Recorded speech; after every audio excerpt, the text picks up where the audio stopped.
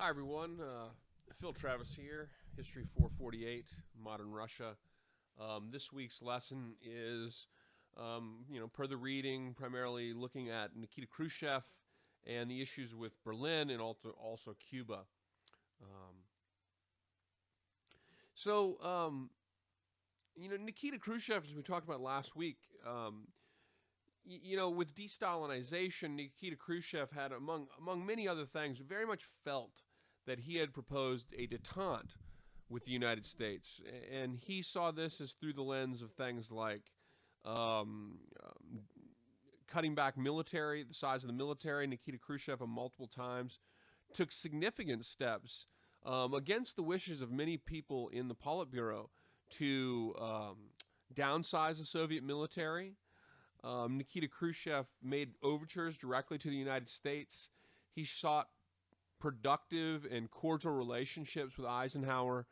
He opened up and allowed for reforms in Eastern Europe, albeit, of course, Hungary was put down with great force, and of course, Emir Naj's execution certainly didn't look like reforms, but ultimately, countries like Poland had been allowed to reform within the Soviet Empire. Military troops had been removed from other portions of the Soviet Eastern Empire. And so Nikita Khrushchev had very much seen himself as proposing a détente with the United States. In exchange for this, in the late 1950s, Khrushchev was really looking for some kind of U.S. recognition of the Soviet Empire, recognition by the United States of East Germany and territories that the Soviet Union controlled that the United States considered occupied territories. And of course, the U.S. ambassador, Lewin Thompson, noted that the United States had, certainly from the eyes of Khrushchev, done virtually nothing to meet Khrushchev. And so in the 50s, Khrushchev was in a position in which he was under a great deal of pressure from hardliners within his own party, a great deal of pressure to show that he was winning the Cold War, or that he was achieving successes for the Soviet Union, and he was really not visibly achieving a lot. And this led Nikita Khrushchev to take a few gambles with Berlin, gambles over Cuba, in the hopes that he could secure a major victory that would make him look good in terms of in the Soviet party apparatus, but also to achieve some basic things that he felt were fundamental for a peaceful coexistence between the United States and the Soviet Union. And of course, Nikita Khrushchev very much believed that a cooperative relationship was possible between the two. Berlin and, of course, Cuba will become two of the things that Khrushchev will really focus on. Germany was divided. Both sides of the East Germany and West Germany, were both pretty hawkish, militaristic positions or leaderships. East Germany demanded effectively that Berlin be demilitarized and ultimately incorporated into East Germany. And this was something that of course, really encouraged Khrushchev to action. Khrushchev, of course, makes an ultimatum on Berlin ultimately, basically saying that the United States would either demilitarize the west of Berlin, basically allow Berlin to return to be a part of East Germany, or he would allow the East German government to take its own action in the area, and therefore cutting off the Allies and ending agreements that went back to the Potsdam Agreement at the end of World War II. Of course, the United States, from its perspective, can't really recognize, it doesn't see a lot of these actions in the same light. They can't recognize East Germany. We view East Germany as occupied territory. But Khrushchev is not, Khrushchev is a largely misunderstood character in America. Most Americans thought of Khrushchev banging his shoe. They thought of Khrushchev as a person who is, fanatical even, which was very not true. Khrushchev was an emotional and passionate individual, but he was an individual who was seeking agreements, seeking negotiations, even if some of the negotiations were done with very hard language. He was seeking compromise with the West, and he very much felt that the West was was in response conducting economic warfare on the Soviet Union and militarizing, particularly after West Germany's Adenauer's proposal to move nuclear missiles into West Germany. Pictured here is Nikita Khrushchev with his three most famous cosmonauts, Tereshkova, Popovich, and of course Yuri Gagarin, the first woman in space. The Soviets very much were a leader in the space race, and Nikita Khrushchev tried to use this as a bargaining chip with the United States to get the United States to kind of, in his view, meet the Soviet Union halfway on what he saw as his proposals for détente. Soviet nuclear deterrence. Of course, the Soviet Union, even though in the United States, Americans, after Sputnik was launched in 1957, Americans were almost obsessed with the fear of a Soviet nuclear attack. But the truth of the matter was that the Soviet Union was at this time far more threatened by U.S. military positions. Of course, by 1960, the United States will place Jupiter missiles in Turkey. The West German government requests offer for missiles. There will be missiles going to other parts of Europe as well. And so ultimately, by the early 60s, Khrushchev saw himself the Soviet Union felt, from Khrushchev's perspective, very threatened.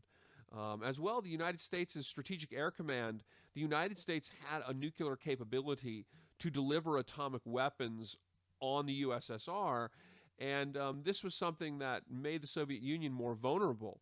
Now, when the Soviets launched Sputnik, the first satellite in 1957, of course, this satellite had a beeper on it, and it traveled around the world, and Western press were obsessed with knowing its location, wondering if it was sending a secret code and these types of things. It encouraged the development of a lot of hysteria in the West over nuclear vulnerability, and of course it leads to the construction or the creation of NASA in the United States. It leads to the construction of the Interstate Highway Program in the United States.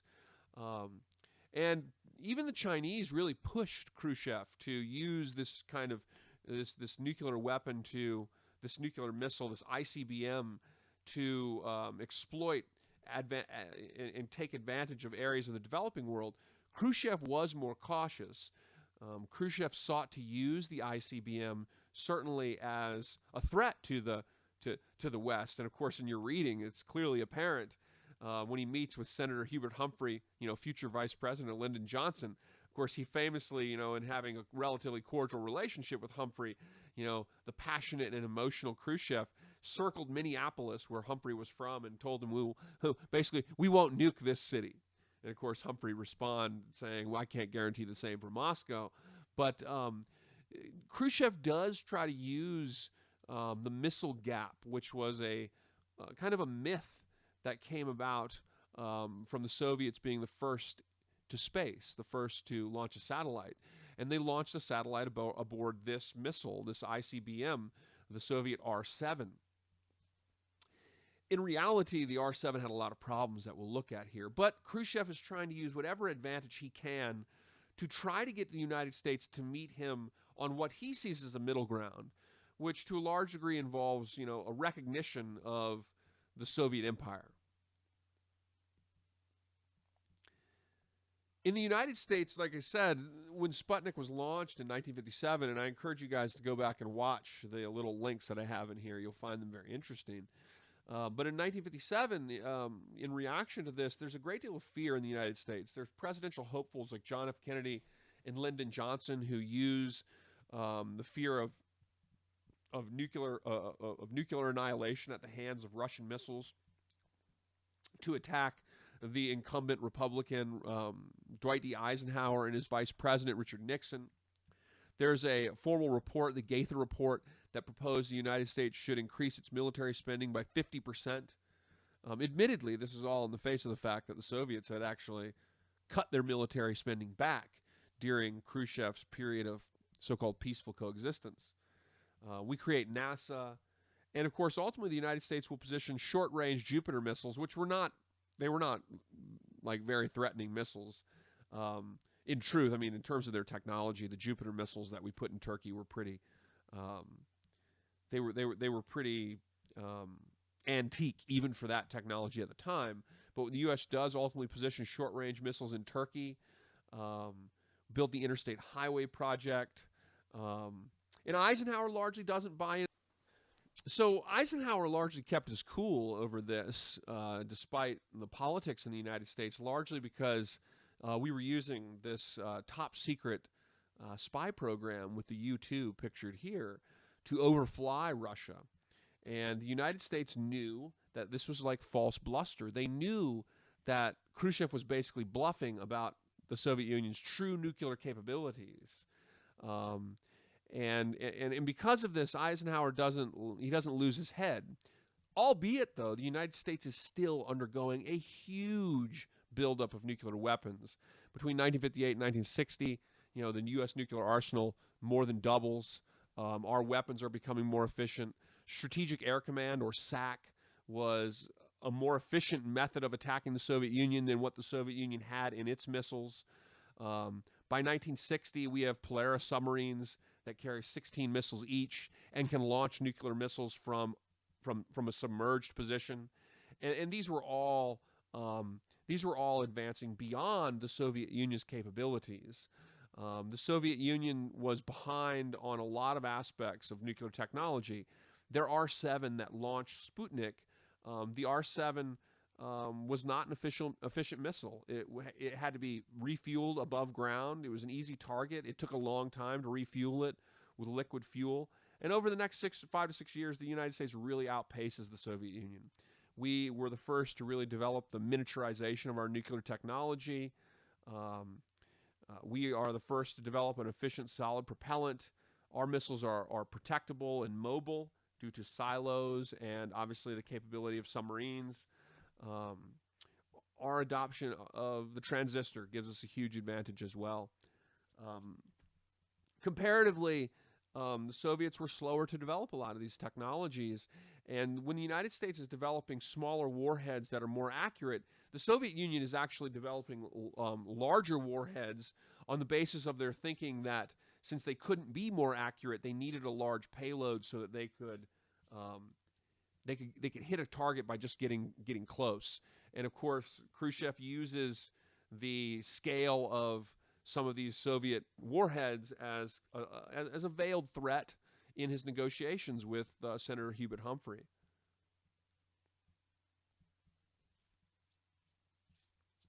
In the late 50s, despite Khrushchev's pleading for a détente, the Cold War is really intensifying. You have another Taiwan Straits crisis in which the United States and the Chinese were engaged in intense situation in the Taiwan Straits over some small islands there. The United States had actually threatened to use atomic weapons against China if they attacked the islands. The islands largely were not inhabited, by the way. There's U.S. concern growing over Vietnam and conflict in Laos and Southeast Asia.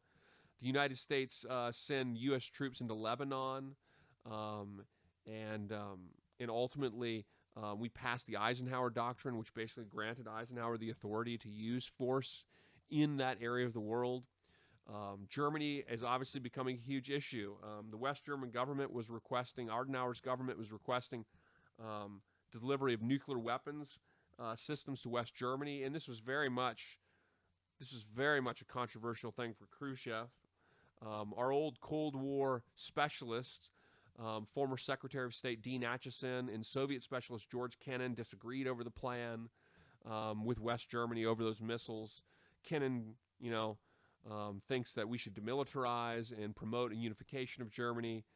Acheson does not. Likewise, Khrushchev wants Berlin unified. He wants it basically made part of an East Germany that the United States would recognize, and of course the United States and NATO refused. In Paris, 1960, of course, one of the big things that Khrushchev had wanted was a face-to-face with Eisenhower. He wanted to, Khrushchev was not a fanatic. He was deeply afraid of nuclear war, and he was a very passionate, emotional person. He was also somewhat of an anti-intellectual, but he believed he had made an offer to the United States, and he wanted to meet with Eisenhower. He wanted to develop a personal relationship with Eisenhower by having firsthand meetings, and he ultimately does achieve these. And when he achieves these, he takes this as meaning that the United States is effectively taking the steps towards recognizing the Soviet Empire. Of course, things got a lot worse in 1960 when Powers' U-2 is shot down. Powers was able to safely parachute to the ground, and of course, Eisenhower in the United States denied it, and Khrushchev was shocked when he learned that Eisenhower had in fact been at the heart of the planning of these covert operations, which were designed, of course, to oversee the actual and evaluate the actual nuclear weapons capabilities of the Soviet Union. So ultimately, after Khrushchev makes his ultimatum over Berlin, that basically the Allies had to either demilitarize Berlin or that he would basically turn it over to the East German government and allow the East German government to effectively cut off the West in Berlin and consolidate it within East Berlin. After he makes his ultimatum, of course, he pushes the United States to, to sign a treaty that would recognize East Germany. Otherwise, he would allow the East German government to basically pursue the unification of the city as it saw fit. Khrushchev, though, does see East Germany and Russia, Soviet Union have different views on these issues, and very much Khrushchev was challenged not only by the West German government of Adenauer, but he was also challenged by the East German government. But East Germany was, or at least Berlin, West Berlin being in the heart of East Germany, was a problem for Khrushchev largely for these reasons. It was a location for espionage. Intellectuals often used it as a staging ground to migrate to the West, where there was better money and better pay and better living standards. There was also, a military position in West Berlin, which, of course, was certainly vulnerable, but nonetheless threatening to East Germany. Khrushchev really felt he had to do something, especially after the missile gap fallacy was exposed. And, of course, after the U-2 flight was shot down in 1960, the Paris summit falls apart. And in June 1961, he meets with Kennedy. And Khrushchev respected Eisenhower because Eisenhower was an old World War II guy, like Khrushchev. But he doesn't respect Kennedy. And he kind of he underestimates Kennedy. He tries to use his position to bully Kennedy, to force Kennedy to agree to this treaty that would ultimately allow Berlin to return into East Germany, would allow the United States to recognize the Eastern Bloc of the Soviet Union. And of course, as you read, Khrushchev very much liked to use hyperbole and exaggeration and hardline threats in these negotiations, but of course, it fails, and the conference, the conference falls apart, and ultimately, the response of Nikita Khrushchev is to build the Berlin Wall, which here you see a picture of the Berlin Wall from the 1980s. The Berlin Wall was actually, from Kennedy's perspective, the Berlin Wall was actually not a terrible thing. The Berlin Wall guaranteed the Kennedy administration that West Berlin would not be lost as kind of a psychological loss for the West.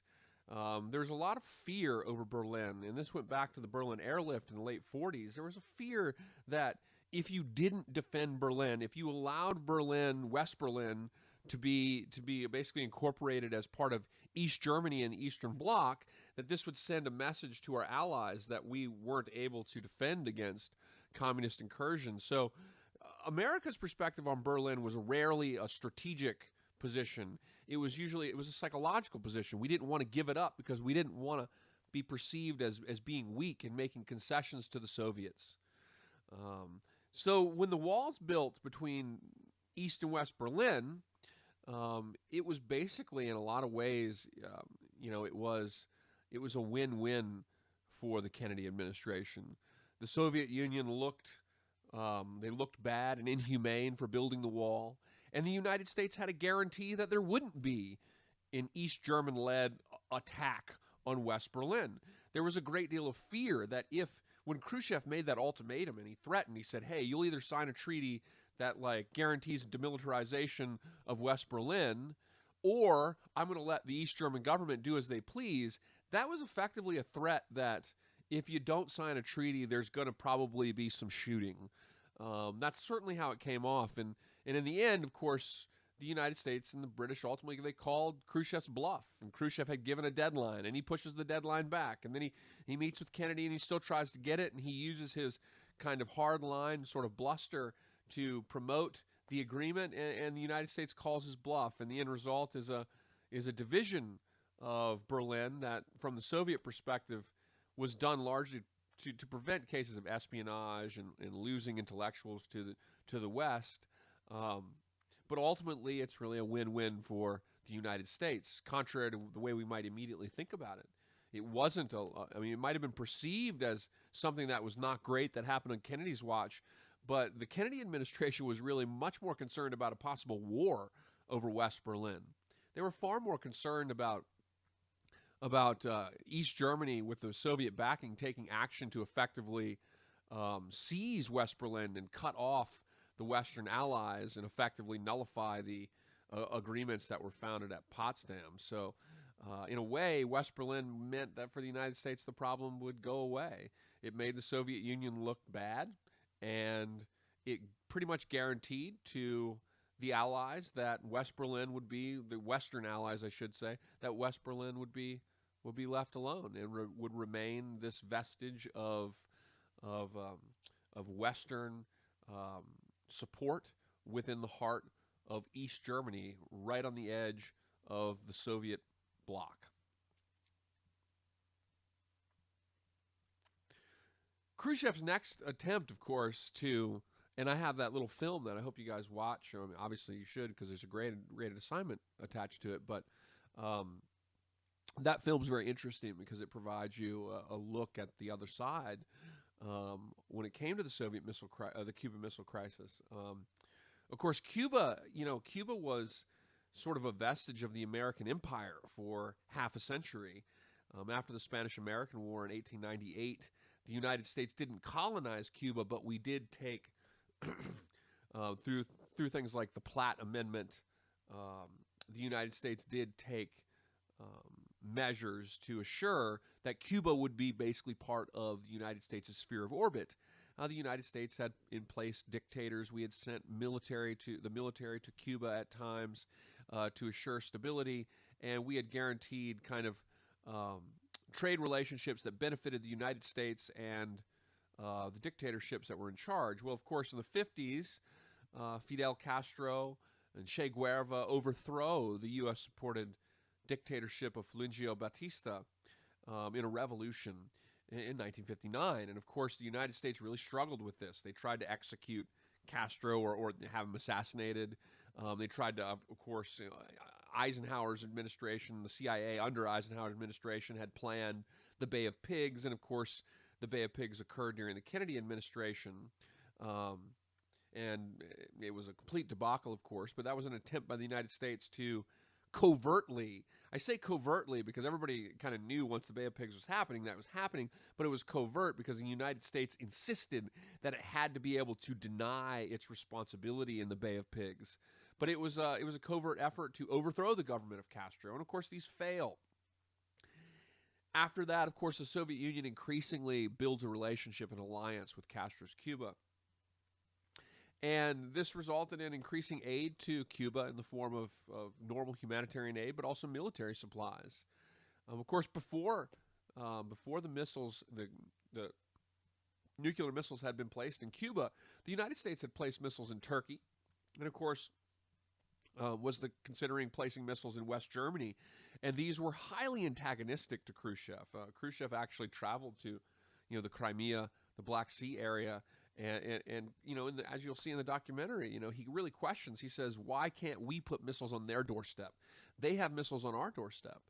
And so this was another example of Khrushchev kind of trying to play hardball with the United States, where he saw himself in a position where he really had to he had to be successful. He had to deliver to the hardliners in the Soviet Politburo, and where he also felt that he had to respond to the fact that the Soviet Union didn't really, at least from his perspective, didn't really feel that the United States had met them very fairly when it came to his overtures of détente. Of course, despite assurances from the U.S., the Soviet ambassador Gromyko, the USSR was placing nuclear missiles in Cuba. When Gromyko met with Kennedy and told Kennedy they wouldn't put offensive weapons there. However, Gromyko didn't know that the mission was already there. They were already sending the missiles to Cuba. And of course, another U-2 spy plane reveals these weapons deliveries, and Kennedy feels fundamentally betrayed. And in October of 1962, the Joint Chiefs of Staff in the United States actually advised that the United States attack the island. It was, in retrospect, a very good thing that an attack didn't occur. We found out after the Cold War ended that Cubans had been given the authorization from the Soviet Union to use the missiles that they had if they were attacked. And so an attack very, very well might have resulted in a thermonuclear war. So it was a very, very urgent time. But from the Soviet perspective, Khrushchev's perspective was, look, he was like, basically he's been trying to give to the United States.